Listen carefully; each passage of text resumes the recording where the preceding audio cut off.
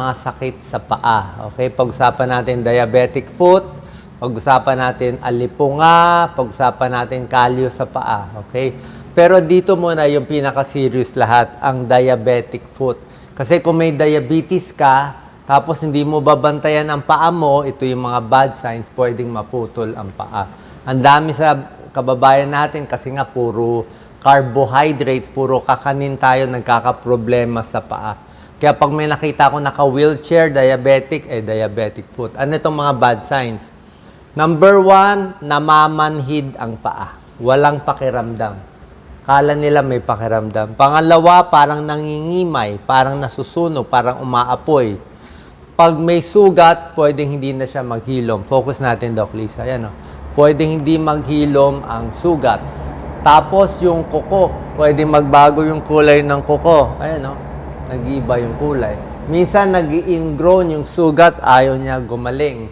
Tapos, nagka-crack-crack itong mga skin. Pwede rin yun mangyari. Tapos, meron pa mga ibang sign. Let's say, madalas magkaroon ng fungal infection. Madalas magkaroon ng alipunga, so baka mahina immune system, diabetic. Diba? Yan, kulang ang pakiramdam. Minsan, pag nalalamigan, nag-iiba kulay. Nag-iiba ng kulay, parang nagbo-blue yung paa o yung kamay. So, yan yung mga possible signs, lalo na kung sa diabetes, kung mataas ang blood sugar mo. Ito po, ito stages ng diabetic foot. 0, 1, 2, 3, 4. So, gusto natin sa umpisa, pag magsusugat yung paa, namumula-mula muna siya. So, pag diabetic kayo, kailangan i-check lagi yung paa. Pag may pula-pula na, ingat na tayo. Kasi ang next stage, magsusugat na siya. Minsan, pag nagsugat na, ang tagal maghilom, tapos hindi siya gagaling. Palalim ang sugat. Tapos baka kumalat sa dugo, kumalat sa buto, doon napuputol yung paa. Diba? Kasi pagdating dito, minsan hindi na kaya ng antibiotics Kailangan a-admit na A-admit na, lilinisin na to, kinakayod pa to ng surgeon, so sweruhan ka pa ng ilang araw sa hospital kasi nga, mahina na yung daloy ng dugo sa diabetic, mahirap gumaling. Diba? So, para makontrol to, dapat control ang blood sugar natin. Yan, okay? So, ito yung mga iingatan talaga natin. So, anong gagawin natin para makaiwas? Blood sugar dapat normal. Habang healthy pa, maganda rin may exercise, di ba? Pero pag may sugat na, hindi ka na maka-exercise. So, exercise para at least gumana pa yung dugo sa paa, sa kamay. Stop smoking. Bawal talaga manigarilyo.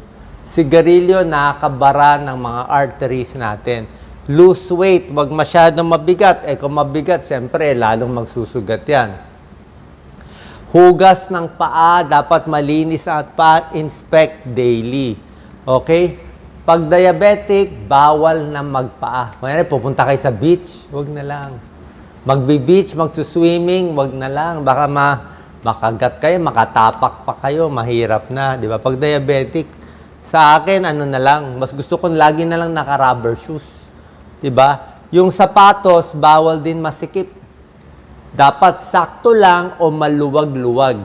Kaya nga bibili kayo ng sapatos sa hapon. Sa hapon, malaki ang paa natin. Sa hapon kayo bibili, a little bigger. Kasi pag naipit yung paa, nagkalyo, nagsugat, diabetic foot din. Healthy diet, maraming gulay, maraming fiber, para maganda yan. Makadumi maigi. So, other tips sa diabetic foot, kasi nga wala nga silang pakiramdam. Actually, pag tinusok-tusok mo yung paa nila, hindi nila mararamdaman May test yun parang alambre tinutusok. Pag hindi na nila naramdaman, diabetic foot na yun. So, bawal sa kanila yung mga hot pack, iniinit-init. Baka mamaya pa nag-shower, sobra init. Tingnan mo muna kung mainit yung tubig. O naghuhugas ng kamay, matamaan yung kamay, paa, sobrang init. Hindi nila mararamdaman yung init. Pwedeng masunog. Okay? Pag may kalyo at diabetes, hindi pwede kayurin. Hindi pwede hilurin. Magsusugat. Okay? Sa medyas, saktong medyas lang. Okay? Medyo makapal, sakto lang. Pero wag din sobrang sikip na medyas. Kasi baka magkulang ng blood supply. Inipit mo yung paa, di ba? Tapos, dapat ingatan yung paa. Tapos yung sapatos nyo, bago suotin, sigurado walang buhangin, mamaya may dumi sa loob, o may insekto sa loob, di tagtagin nyo maigi. Diba? Dapat naka-air dry, baka mamaya madumi yung rubber shoes. Diba? Baka may alipungan doon, may bacteria, may fungus, magkakasakit. Okay? So yan ang mga precaution para sa diabetic foot. Pero basically, dapat control yung blood sugar. Okay? Ingat tayo sa paan natin. Papayat, exercise. Yan, no? Pag maggugupit, wag na magpe-pedicure. Hindi ko alam. Pwede mag-pedicure kung hindi ka diabetic siguro. Pero pag diabetic, diretso lang. Kasi pag yung iba tinutulis, talaga mag-i-ingrown yan. Pag nag-ingrown yan, magsusugat, hindi maghihilom pag diabetes.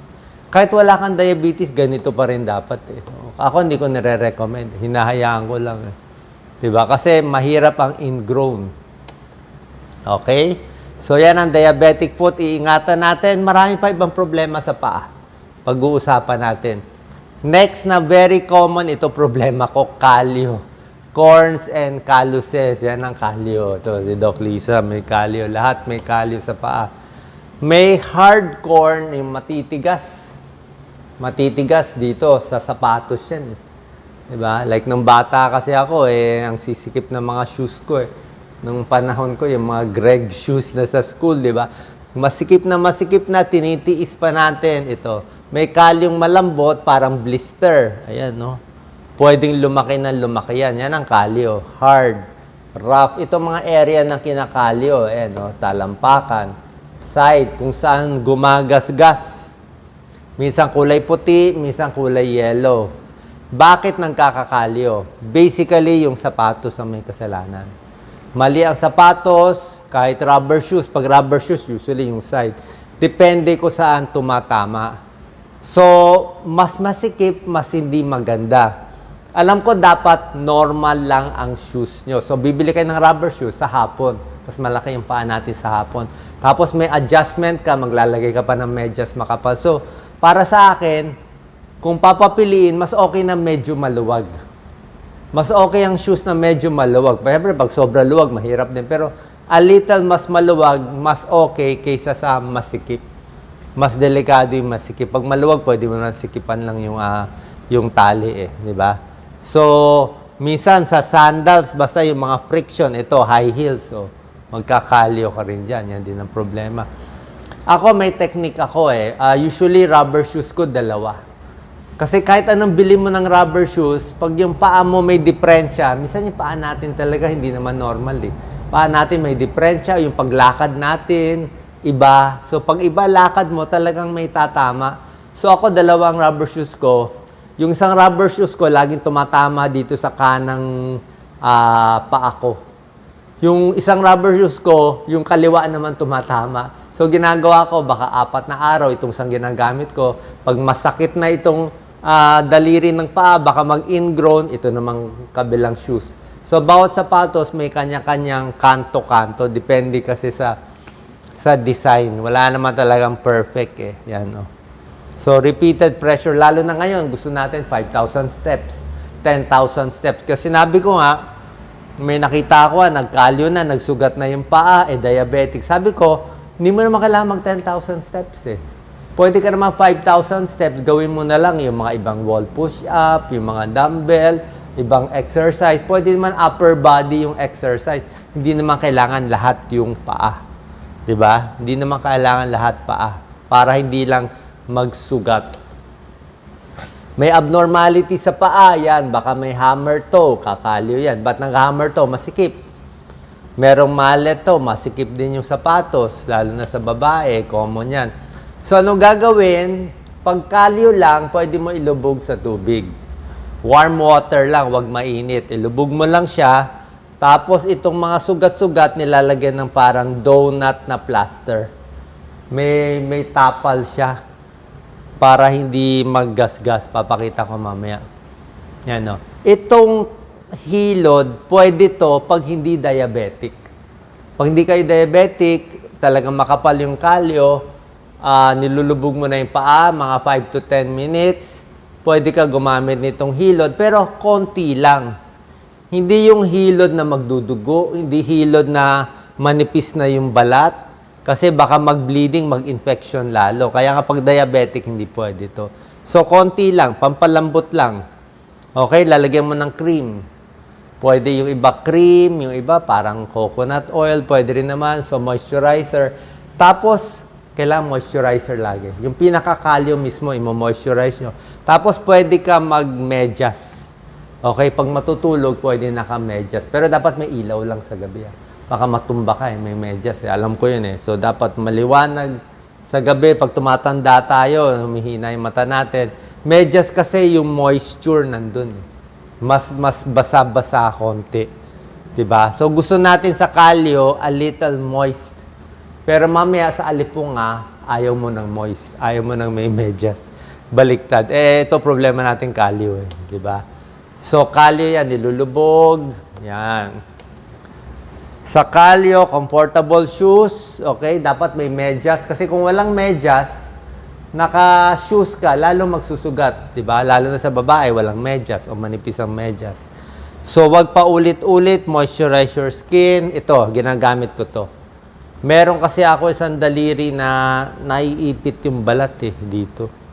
Siguro kasi nga nakaganon yung paa ko. Pwedeng nakaganon, nakapatong So, para hindi magpatong-patong, magkalyo, pwede mo lagyan ito, toe pads.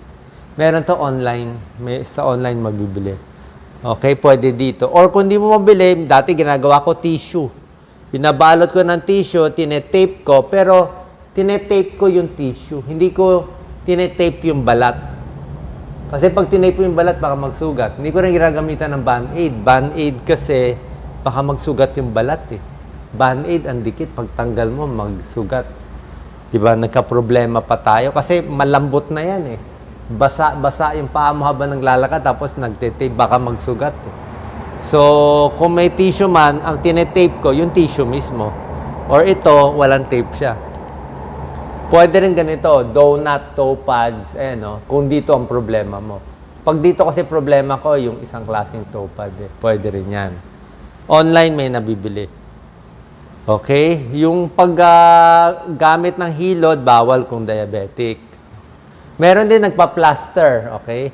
Pero ingat nga sa tape, lalo na kung plaster sa likod. Sa babae, common yan kung saan tumatapon. Nasa shoes talaga ang problema. Hindi ko pinapayo yung mga over-the-counter na nabibili nyo, yung mga matatapang na chemical ng pangtunaw ng kalyo. Okay? I cannot recommend that kasi nga, pag diabetic, baka masobrahan, baka mabutas yung paa, hindi mo masabi Mas maganda, soak na lang, moisturize, konting hilod, mas safe pa yung ganon, kaysa yung mga chemical na matatapang. Another topic, athlete's foot, alipunga. Very common to sa atin, ang alipunga, di ba? Bakit nakakaalipunga? Fungal infection. Laging naka-rubber shoes, basa ang paa, buong araw nakasapatos, sundalo, security guard, di ba? Naglalakad sa putik, naglalakad sa lupa, naglalakad sa baha. Yan, hindi gano'n naghuhugas ng paa. Di ba? Hindi nakakaligo na pa, laging naka-medyas na makakapal, pwede mag-fungal infection. Okay? Madumi ang tsinelas, pwede magka-fungal infection. Sa swimming pool, naglalakad, o public pool, pumunta sa beach na madumi, pwede rin magka-alipunga. Yan. So, ang pinakamabilis na remedy sa alipunga, bibili kayo ng antifungal cream sa mga drugstore, di ba? Antifungal cream, pwedeng Miconazole, ketoconazole, kung anumang antifungal cream. Usually 2 weeks up to 1 month. Papahiran mo mga 2 times, 3 times a day. Talagang pahid na pahid siya. Okay? Tapos, siya talaga mabilis 2 weeks to 1 month. Tapos, dapat sandals muna, pahanginan yung paa. Diba? Mas maganda nahahanginan siya. Tapos sa gabi, dapat maliligo, antibacterial soap. Pagkaligo mo, pwede mo lagyan ng alcohol din yung paa. Tapos tuyong-tuyo ng tuwalya. So tuyong-tuyo dapat yung paa. Tapos pahiran mo na antifungal cream. Okay? Merong mga antifungal powder, pwede rin naman, pang dry lang siya. Tapos, meron mga home remedy kung gusto nyo. Pero syempre, home remedy mas matagal. Pwedeng sukang puti sa abroad, apple cider. Pero sa atin, sukang puti sa isang, palagyan natin, 2 basong tubig. Diba? Lagyan mo ng sukang puti na half glass or more than half glass. Tapos, ibababad mo yung paa mo ng mga 15 minutes. Pwede rin yung suka. Nakakapatay din ng alipunga. Pero kung gusto nyo mabilis, antifungal cream. Pwede rin yan. Okay? Dry dapat ang paa sa mga swimming pool. Mag-ingat. Habang may alipunga. Alam nyo naman alipunga, di ba? Nagbabasa, nangangamoy. So, mag-sandals, air dry, huwag muna magsapatos. Tapos sa medyas, mas gusto nila yung nylon. Nylon kasi mas mahangin, nag-evaporate yung pawis sa paa. Ang paa natin ang dami magpawis yan. Ang paa natin sa isang araw, parang kalahating baso hanggang isang basong tubig. Halos kalahating basong tubig, bawat paa ang nilalabas na pawis. So, pag nag-cotton socks ka kasi, tingnan mo, pag cotton ng socks mo, yung pawis maiiwan. Basa yung socks mo. So, pag basa yung socks mo, lalo magkakalipong lalo magbabaho yung paa. So, nylon or walang medyas, mas maganda. Okay? So, sana po nakatulong tong tips natin para sa sinasabi kong diabetic foot, alipunga. Siguro, pag-usapan rin natin konti itong ingrown. Yan, ingrown. Ito, ingrown toenail. Di ko pa pala nasabi. Ito, common din to sa mga lahat Usually, sa sapatos. Ngayon, ang ingrown toenail, usually, so wag na magpapa-pedicure. Lalo na pag may ingrown. Kasi ang nagkakos na ingrown, usually pedicure. O do sa sapatos natin. Merong iba nag-antibiotic, na oral antibiotic. Pero may isang technique na tinuro si Dr. Ramon Estrada, surgeon sa Manila Doctors, napakagaling. So, kahit anong ingrown ko or may sugat dito, minsan dito namumula, ang technique niya simple lang, mura lang. Kumuha ng maliit na bulak, ilagay dito sa namumula, o kunyari sa kamay, paronike yan Tawag dyan, paronike Ilagay lang dyan, tapos nilalagyan ko ng povidone iodine. Pwedeng betadine, pwede bang brand. Povidone iodine, 2-3 patak, hanggang masawsaw siya sa povidone iodine. Ganun talaga word is-soak. So, yung povidone iodine, hindi ko siya pinapahid Hindi ko siya nilalagay ng 5 minutes. Iniiwan ko dito ng 30 minutes. Kung pwede nga, 1 hour. 1 hour. Pwede siya, actually, didikit siya Nilalagay ko lang dyan, didikit siya, iiwan ko lang dyan. Hindi ko na binabalot. O kung sa paa, ingatan mo lang, ilagay mo. Tapos pag natuyo na, in 5 minutes, papatakan ko agad ng povidone iodine. Parang nakababad siya ng mga 30 minutes to 1 hour. 2 times, 3 times a day. Anong purpose? Itong povidone iodine, antibacterial, pag pumasok siya dito sa butas na, siyempre may butas yan Pag itong balat mo nagkulay toyo na, nagdarken siya, pumasok yung povidone iodine, siguradong patay yung bacteria dyan. 100% patay. Mas mabisa pa to da antibiotic. Kasi antibiotic, ininom mo, hahanapin pa nung antibiotic yung paa mo, malabo Ito talaga, pag nilagay mo doon, mas maganda. So usually, 1 week or mga 1 week or 10 days, o wala pa, mapapatay na yan. So, ganun ginagawa ko. Nakasoak, nakababad, 30 minutes or more hanggang mag-iba kulay nitong balat. Pag na-penetrate mo na yan, gagaling na yan. Okay, so sana nakatulong tong tips ko para sa mga problema sa paa. Siyempre, home remedies lang to. Kung may problema tayo, punta tayo sa inyong surgeon or sa inyong endocrinologist.